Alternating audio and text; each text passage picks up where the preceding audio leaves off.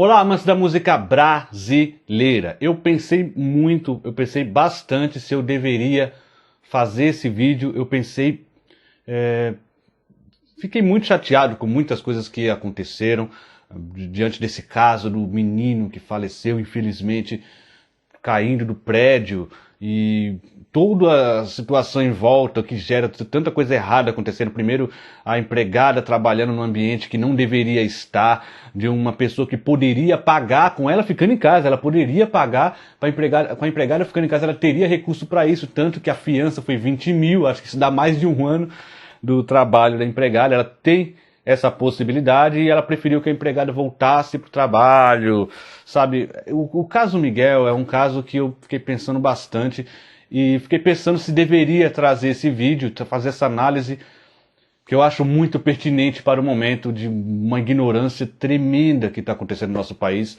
E infelizmente, eu não sei porquê, não sei de onde saiu isso, e não sei em que momento a gente começou a esquecer o que é importante, a gente começou a esquecer um pouco de como funcionam as coisas, de como funciona a vida. E a partir de que momento a ignorância começou a se tornar uma espécie de regra? Eu não consigo entender. Então, de uma certa forma, eu fiquei em dúvida se eu deveria trazer para cá a análise de Meu Guri, do Chico Buarque, que exemplifica muito desse caso, de uma criança que já nasce numa situação extremamente difícil. Não é o caso aqui do Miguel, não é o mesmo caso, mas o fim da criança lá na música é o mesmo. Mas eu decidi trazer muito por conta de alguns comentários. Eu vou deixar um comentário aqui na tela. Eu não vou ler esse comentário, eu vou deixar para quem quiser também dar uma lida aí enquanto eu estou falando aqui. Mas basicamente é uma pessoa que diz que a culpa é da empregada. A culpa, na verdade, a empregada não deveria ter levado o filho, não deveria estar com o filho ali, e que deveria agradecer que a patroa foi boazinha de deixar ela levar o filho, e que, enfim, a culpa é toda da mãe do menino, defendendo aquela patroa que foi negligente e deixou o menino cair. Mas o que me chama a atenção é o final, assim, que ela fala, vão dizer que... é difícil de falar. Vão dizer que ela não tinha com quem deixar, e aí ela fala, pensasse nisso antes de engravidar. Eu acho que é aqui que eu pensei que, putz, vale sim a análise do Meu Guri, do Chico Buarque, porque essa música, ela exemplifica muito o que falta estrutura, educação, também retrata do pobre, como o pobre negro de periferia, ele veio de uma situação em que ele já não é entregue nada para ele, já não é entregue nenhuma estrutura que ele é capaz de sobreviver ali, e não é entregue também a educação adequada para o pobre, para ele, que ele diminua a gravidez na adolescência, diminua a gravidez quando você tem muito pouca estrutura e muito pouca instrução. Fica muito difícil comentar se as pessoas não conseguem enxergar esse anterior e só enxerga a ponto que acontece aqui. Deveria ter pensado nisso antes e criticar as pessoas. Porque assim, o problema da educação não é só para o pobre, mas essa pessoa que está defendendo, a pessoa de elite, que defende a outra pessoa de elite, ela teve acesso à educação. Ela teve acesso a toda a situação que acontece. Então, por que você fecha o olho para isso? Eu espero que vocês compartilhem esse vídeo com as pessoas que têm essa opinião que devia pensar antes de engravidar, essa opinião de que a culpa é da mãe. E para você que tem essa opinião, assista o vídeo até o final, ouça a análise do Meu Guri. Eu não quero mudar a opinião de vocês, não estou aqui para tentar mudar a cabeça de ninguém, mas se eu botar você para pensar apenas um pouquinho, esse vídeo já valeu a pena, e toda a dificuldade que eu estou tendo para fazer ele. Então é um vídeo diferente, um pouco diferente, né? Não tanto porque é uma análise de letra, e eu não vou botar vinheta nem nada, vai ser um vídeo mais falando um pouco sobre os versos e o que esses versos nos mostram, como dá pra gente relacionar, embora não é a mesma situação. E também já deixo de antemão que se a família do menino Miguel, algum pessoal da família se sentir mal, ou isso incomodar alguma pessoa da família, e isso chegar até mim, e eles me contactarem, eu retiro o vídeo do ar a partir do momento dessa reclamação, se ela surgir, tá bom? Então vamos para a análise de Meu Guri, do Chico Buarque. Uma canção muito interessante, uma canção que faz a gente pensar bastante, e que a gente deveria ter essa consciência que essa canção traz. Primeiro, mostra uma mãe comentando com alguma pessoa. Não se sabe quem é essa pessoa, não sabe quem é esse interlocutor, ela só chama de seu moço. Eu imagino aqui que é uma reportagem, né? Porque vocês vão ver aqui no final que já aconteceu alguma coisa trágica e alguma reportagem tipo Cabrini tá falando com ela. Eu sempre imaginei isso. Pode ser, pode não ser, mas isso também é irrelevante. O importante é o relato que ela faz para essa pessoa, chamando ele de seu moço. Então ela fala aqui: quando seu moço nasceu meu rebento, não era o momento dele rebentar. Já foi nascendo com cara de fome, eu não tinha nem nome para lhe dar. Olha como ela começa aqui o relato. Quando seu moço? Primeiro, essa coisa de chamar de seu moço já revela uma humildade, já revela uma pessoa matuta mesmo, né? Que não tem tanta instrução assim para entender toda a situação que ela mesma se encontra. Ela não tem a capacidade de, ou seja, não foi lhe dada instrução a um sistema educacional que não chega para os pobres e não foi lhe dado essa instrução do porquê que ela está naquela situação e do que o filho dela fazia, por que o filho dela fazia aquilo. Ela não sabe a situação geral, por que aquilo acontece. Então ela fala: quando o seu moço nasceu meu rebento, provavelmente nasceu de uma gravidez em que ela não tinha condição de conceber aquele filho, ela não tinha condição de criar aquele filho, com certeza, né? Aqui na frente ela vai explicar muito bem isso.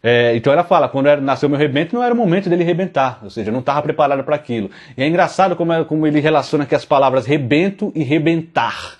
Olha como o menino nasce no mundo, ele nasce num rebentar, ou seja, ele já nasce para ter ação, ele já nasce numa situação que não é favorável a ele. Ele já é um sobrevivente, tanto que a cruel descrição aqui que já nasceu com cara de fome e eu não tinha nem nome para lhe dar.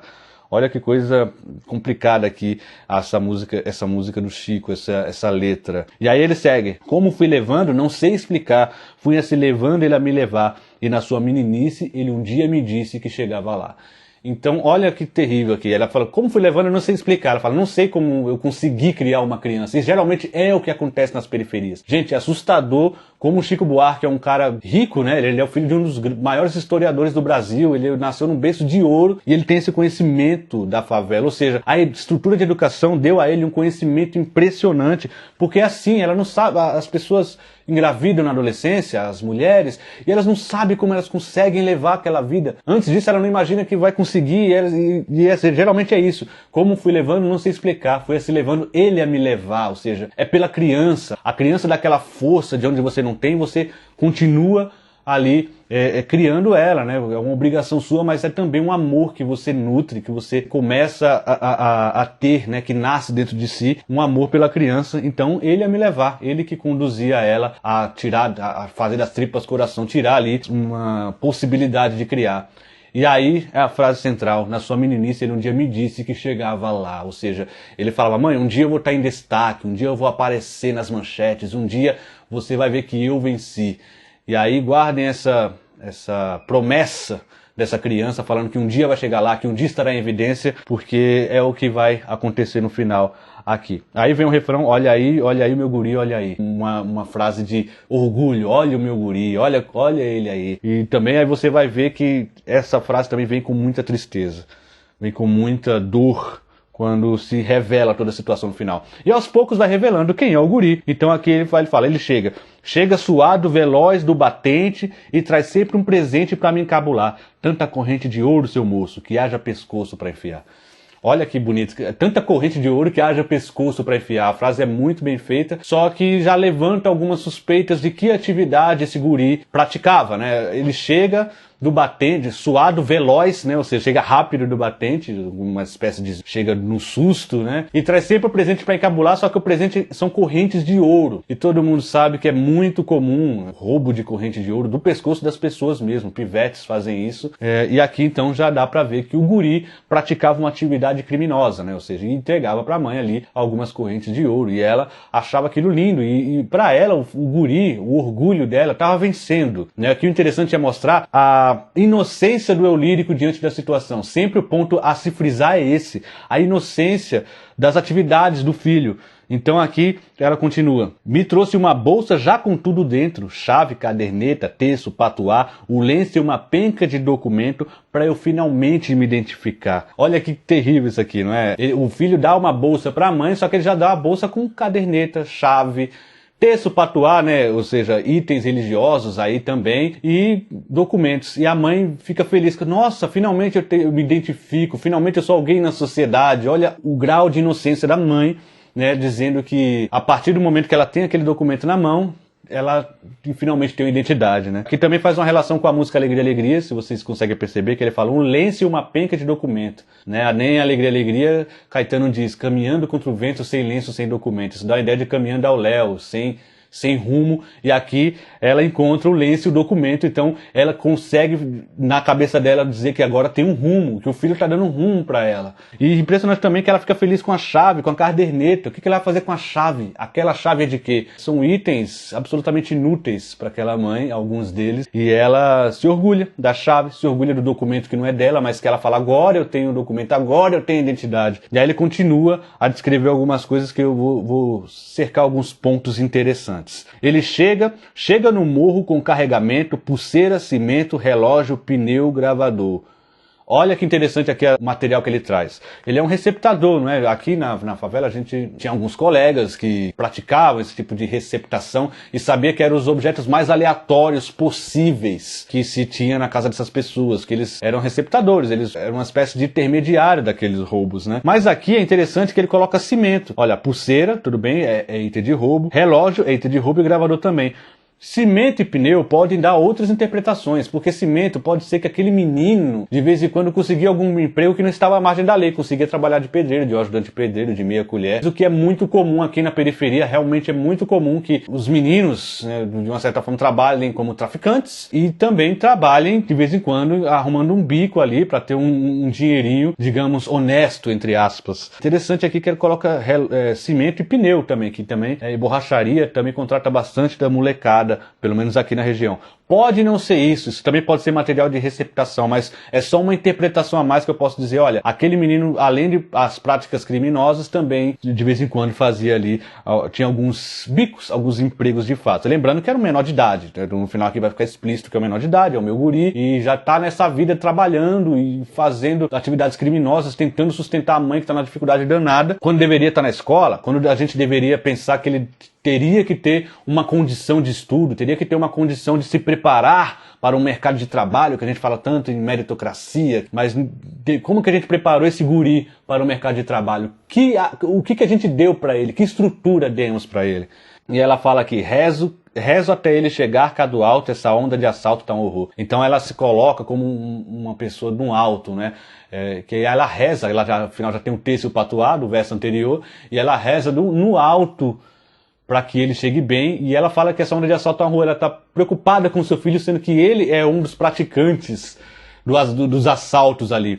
Deveriam ter medo dele, mas ela reza por ele, com medo que algo aconteça com ele, ou seja, mais uma demonstração da inocência dessa personagem, que também encanta, de certa forma, é muito poético, como ela quer proteger o filho, e aqui é quase que uma ironia amarga, né? Uma ironia terrível. E lembrando que ela fala, rezo até ele chegar cá do alto. Quando ela fala do alto, não é só do alto, que ela está se sentindo alguém superior, aqui de cima, vendo ele, mas do alto do morro, né? Lembrando também aí que estamos falando de favela. Aí tem um desfecho, né? Tem um desfecho que a gente percebe o que aconteceu com esse guri. Ele chega estampado, manchete, retrato, com venda nos olhos, legenda e as iniciais. Eu não entendo essa gente, seu moço, fazendo alvoroço demais.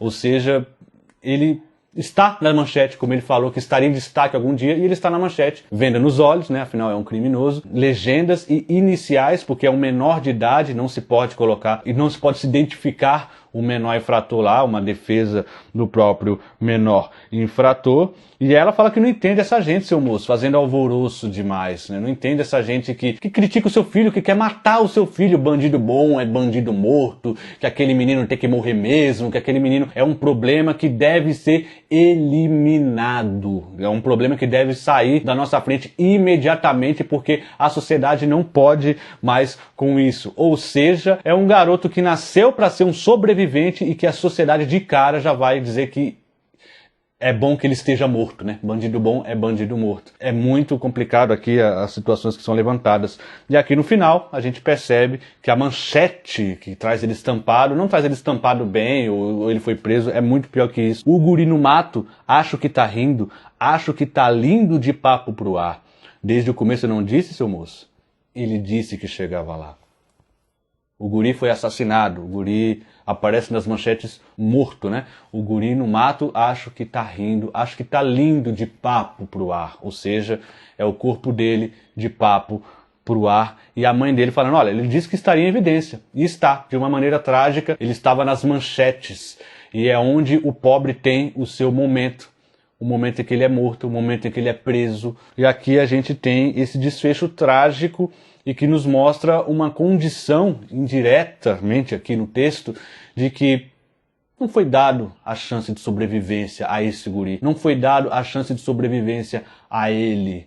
E a sociedade, ao ver um guri desse morto, age normalmente. Olha, é a condição que ele nasceu, não temos o que fazer. E pior, tem gente que ainda fala que tudo bem, bandido bom é bandido morto. Como no caso aqui, defenderam que, olha, a culpa é toda da empregada que deveria ter pensado antes. Que estrutura a gente deu para essa empregada? Que estrutura educacional que a gente deu, que a gente dá a essas crianças? Que estrutura a gente dá para depois cobrar que se tenha a mesma instrução que você que está aí do outro lado? Que estrutura que você dá para a pessoa, você dá as mesmas condições para chegarem nos mesmos lugares que você? A gente dá as mesmas condições à favela que tem as condições de um filho mais de família nobre? Não temos a mesma condição. Então, quem tem possibilidade de lutar pelos pobres e é de uma família nobre, assim como o Chico Buarque, não é?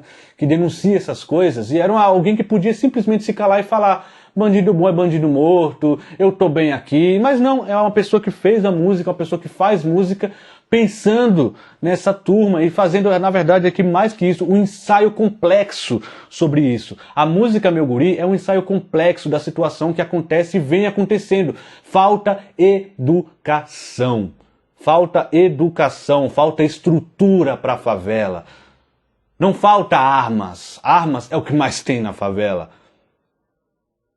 Polícia é o que mais tem na favela, a polícia vem, é truculenta na favela, não é isso que resolve.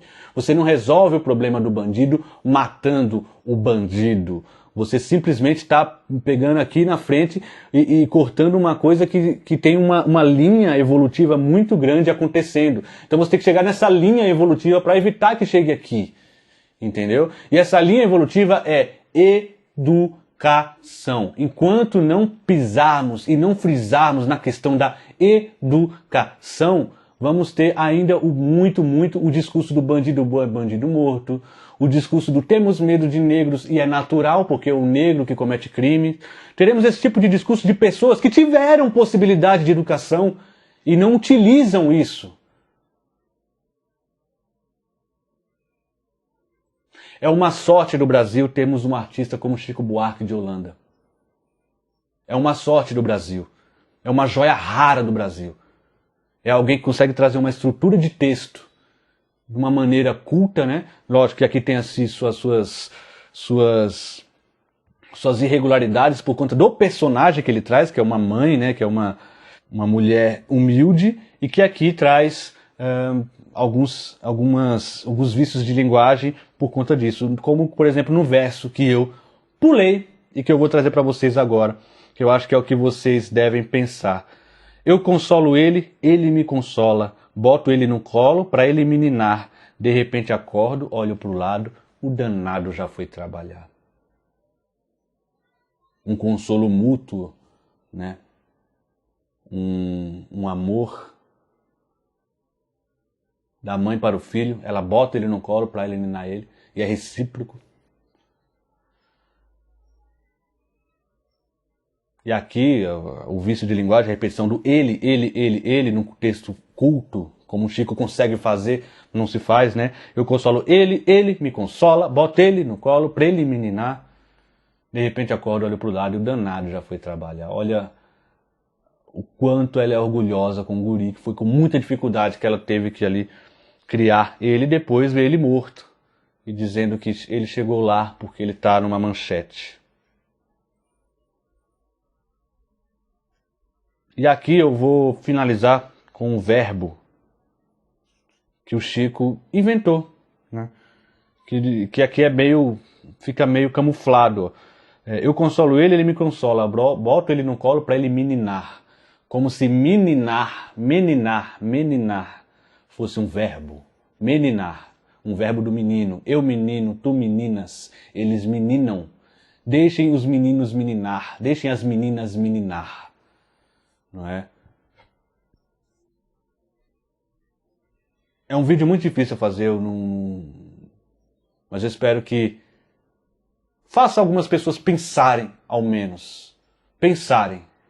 É muito sério quando se chega na ponta do problema e se quer resolver cortando tudo por ali e não percebem o que leva aquilo e o que a nossa história fez com que levasse aquilo. É preciso estudar história. Não podemos mais negar a história, não podemos mais negar a cultura, não podemos mais negar a ciência. A gente vai entrar num caminho sem volta. Eu desejo meus sentimentos pela família do menino e de tantos outros, da Agatha no passado, do Floyd nos Estados Unidos e de pessoas que estão sendo vítimas dessa ignorância que a gente está vendo crescer, e isso é um problema. Vamos lutar pela educação, pela cultura e pela nossa vida.